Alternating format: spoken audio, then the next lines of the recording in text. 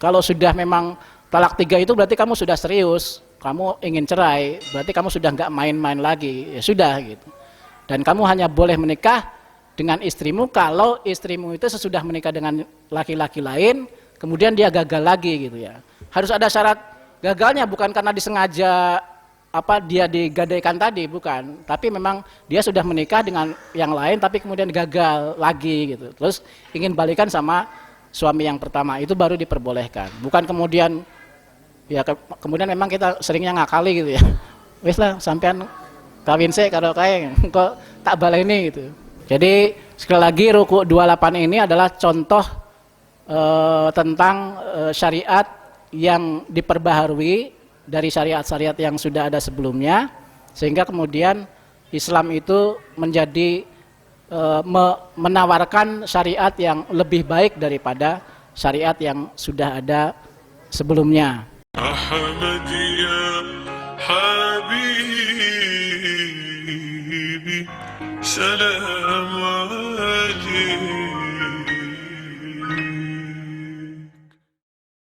Nah, saya kembali ke ruku 28 dan 29. Ruku ini sekali lagi dan ruku-ruku sebelumnya itu menjadi contoh pembanding antara syariat yang diberlakukan oleh Allah kepada Nabi Muhammad dan umatnya dengan syariat sebelumnya yang ada dalam agama-agama terdahulu. Kebetulan konteksnya pada masa itu adalah yang terutama agama besarnya adalah agama Yahudi dan Kristen. Lalu kemudian agama-agama yang berkembang dalam lingkungan masyarakat Arab sendiri. Ada agama Hanifiyah, ada agama macam-macam gitu ya. Istilahnya kalau dalam bahasa kita itu agama kepercayaan gitu ya. Karena kemudian kenapa kita sebut agama kepercayaan? Masing-masing suku itu kan punya berhalanya masing-masing yang ditaruh di Ka'bah.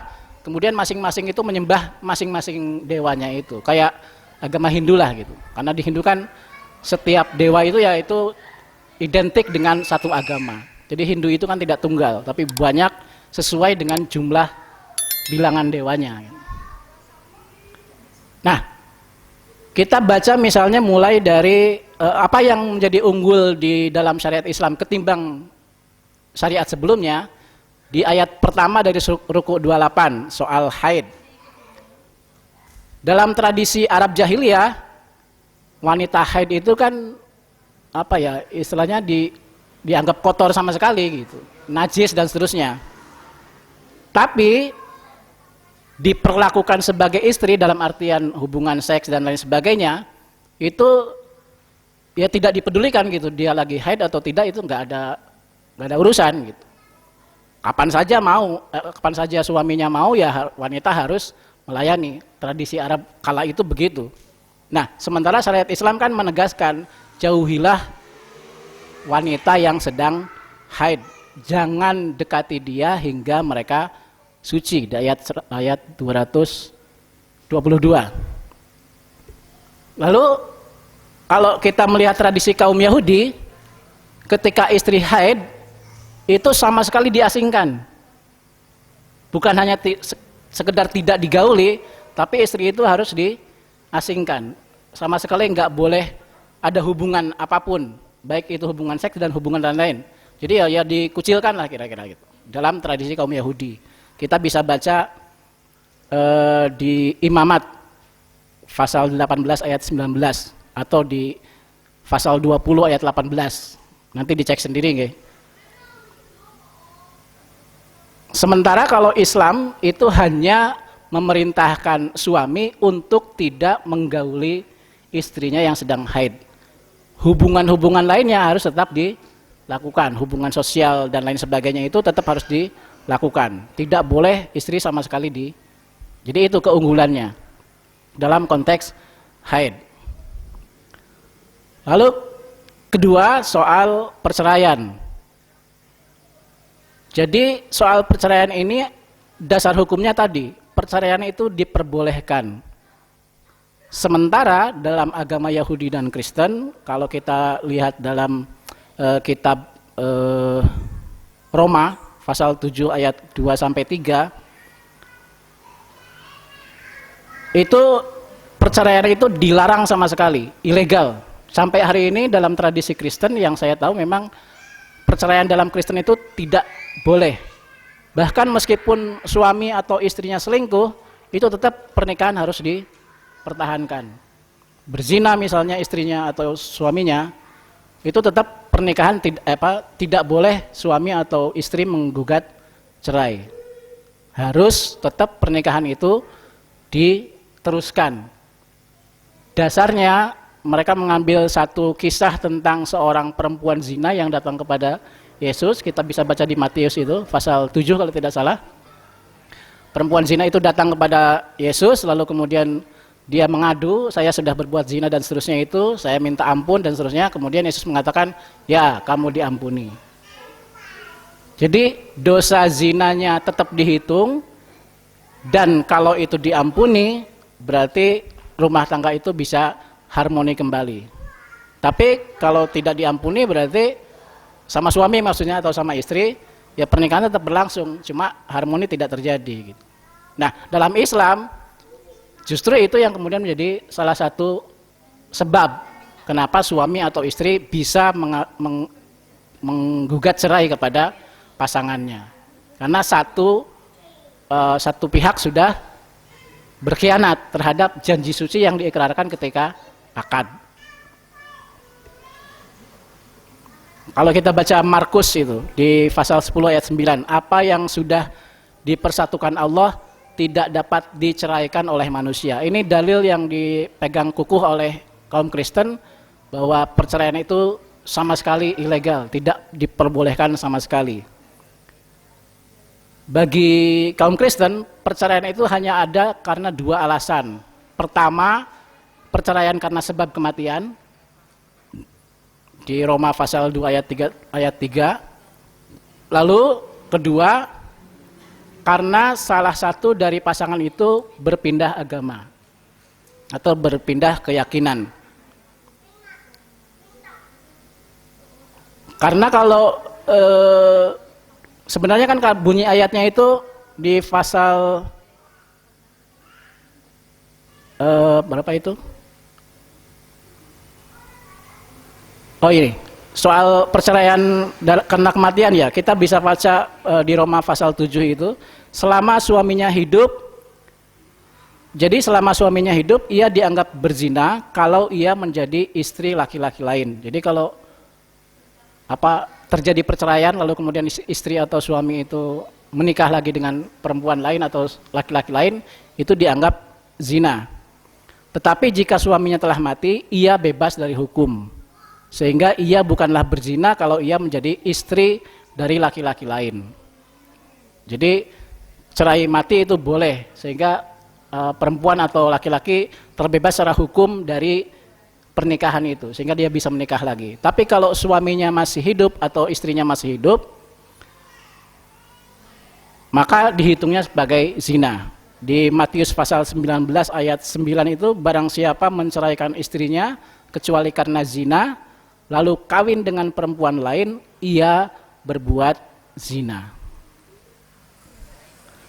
Tapi ada kalangan tertentu dalam kaum Kristen itu yang berpendapat kalimat kecuali karena zina di Matius pasal 19 ayat 9 itu sebagai menyembah Allah yang bukan Allah, atau musyrik, atau pindah agama.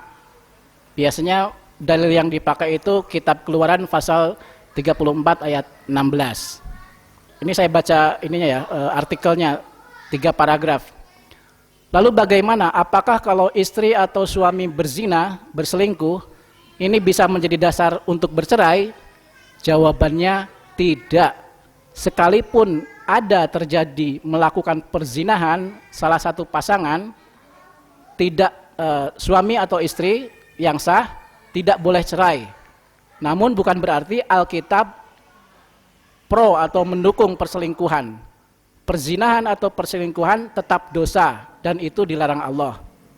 Keluarga Kristen yang terlanjur adanya salah satu penyelewengan atau perselingkuhan tetap dapat diselamatkan Allah dalam Kristus lewat kematiannya jikalau kita mau meminta dalam pengampunan dan tidak mengulangi perselingkuhan.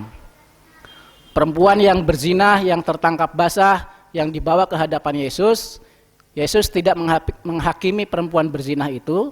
Ketika perempuan itu menyesali dosanya dan membasuh kaki Yesus lewat air matanya, Yesus mengampuni perempuan berzina itu dan menerima berkat baru.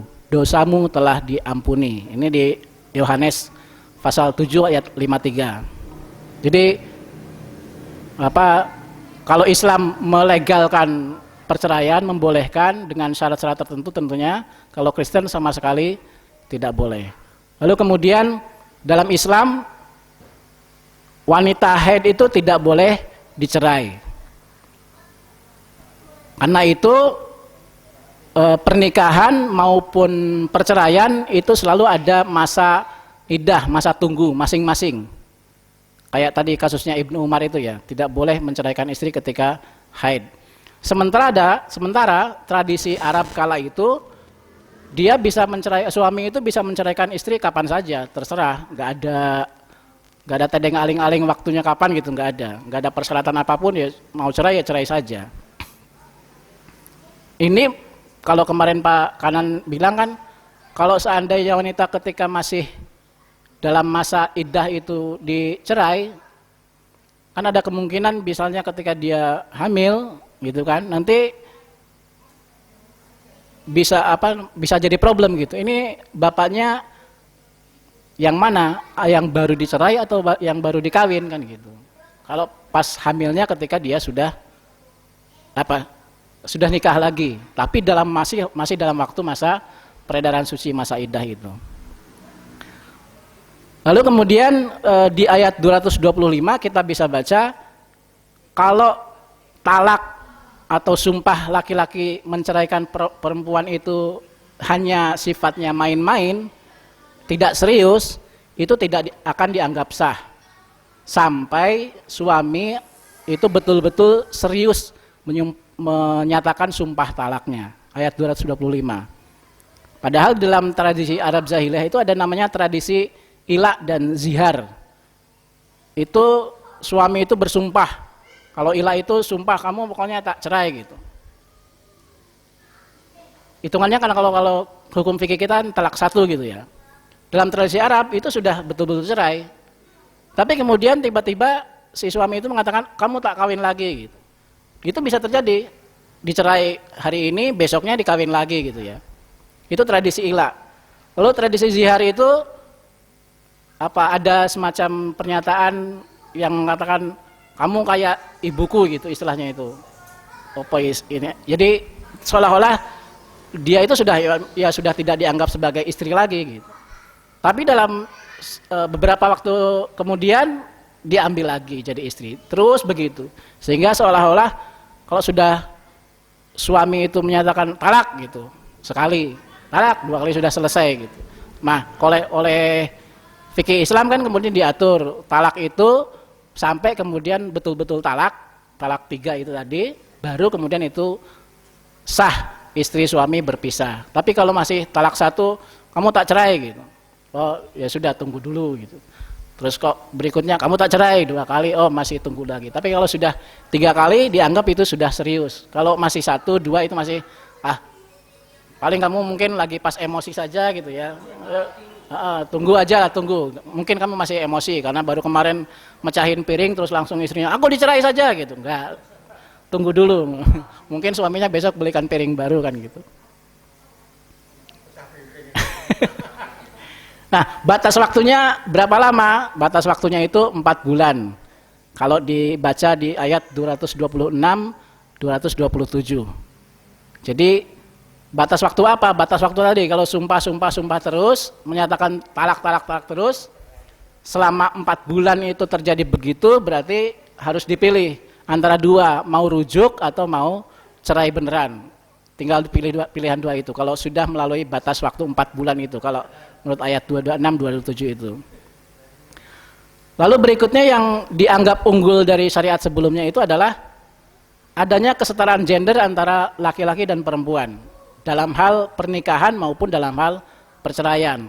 Dalam hal perceraian, wanita itu diberi hak yang sama. Lihat di ayat 228, dia punya hak untuk menggugat cerai. Kalau dalam bahasa fikih namanya khulu. Misalnya kayak Maya gitu ya, atau Kalina, Maya sama Dani ya, Kalina sama siapa? Vicky. Itu ya, misalnya. Dia boleh menggugat cerai.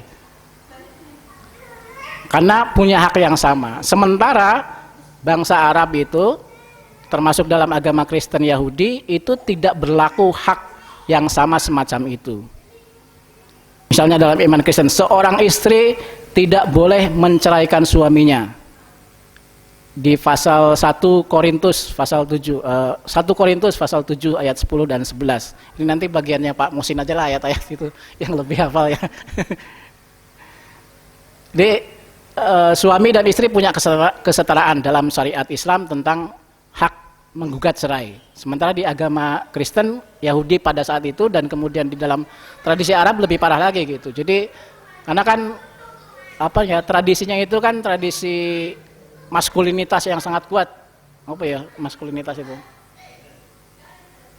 Apa ya? Jadi pokoknya cowok itu lebih kuasa, punya kuasa. Perempuan itu sama sekali tidak ada nilainya sama sekali, tidak ada harganya sama sekali. Jadi tidak punya hak apapun. Semuanya adalah kewajiban kalau istri itu. Tapi kalau suami punya hak macam-macam, hak otoriter gitu ya. Nah, dalam Islam itu kemudian wanita diberi kesetaraan, diberikan hak gitu ya. Ada tradisi halalah dalam bangsa Arab jahiliyah itu. Yang kalau dalam bahasa kita sekarang itu menggadaikan istri gitu.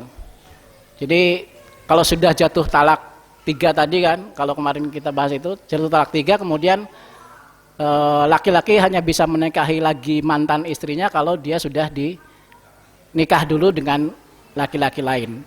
Tapi ada aturan-aturan yang dibuat. Sementara dalam tradisi Arab jahiliyah itu tidak begitu.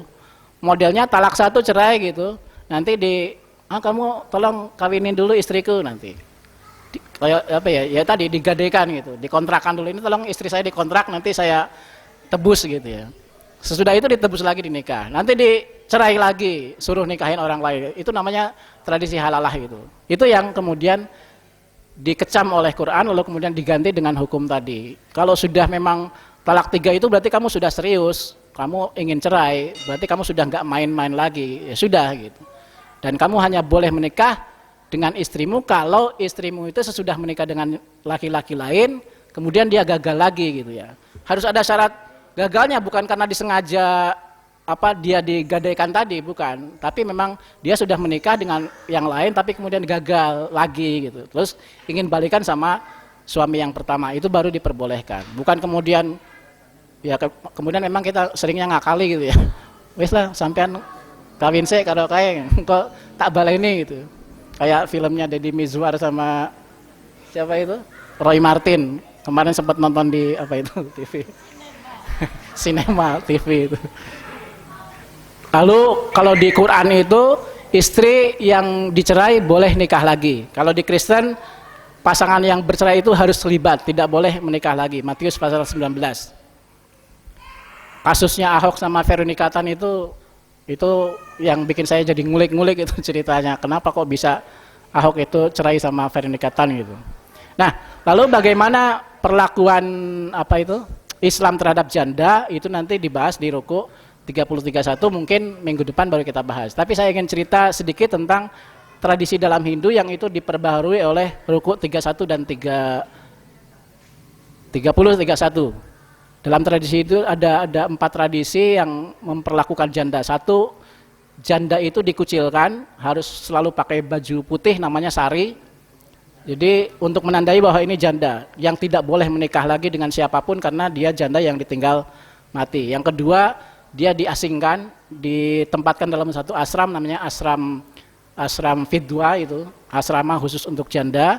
Lalu ketiga, dia digunduli, dibotaki untuk mencirikan ini janda. Lalu yang paling mengerikan itu ada namanya tradisi sati. Jadi kalau ada janda dicerai mati oleh suami, dia harus ikut mati dengan cara menceburkan diri ke dalam pembakarannya suami. Kalau kita cerita Mahabharata tentang siapa itu Pandu itu mati, kemudian istrinya Madri itu harus ikut terjun ke dalam api pembakaran suaminya itu. Itu. Jadi sekali lagi ruku 28 ini adalah contoh tentang syariat yang diperbaharui dari syariat-syariat yang sudah ada sebelumnya, sehingga kemudian Islam itu menjadi menawarkan syariat yang lebih baik daripada syariat yang sudah ada sebelumnya. Nah, ini karena saya masih sekedar apa jenenge teori ya, baru ilmu yakin lah, belum hakul yakin. Jadi soal perceraian saya belum punya pengalaman. Nanti yang mau cerita hakul yakin mungkin ada yang sudah punya pengalaman. Jadi boleh jadi saya ada punya salah gitu soal ini. Matur nuwun. Assalamualaikum warahmatullahi wabarakatuh.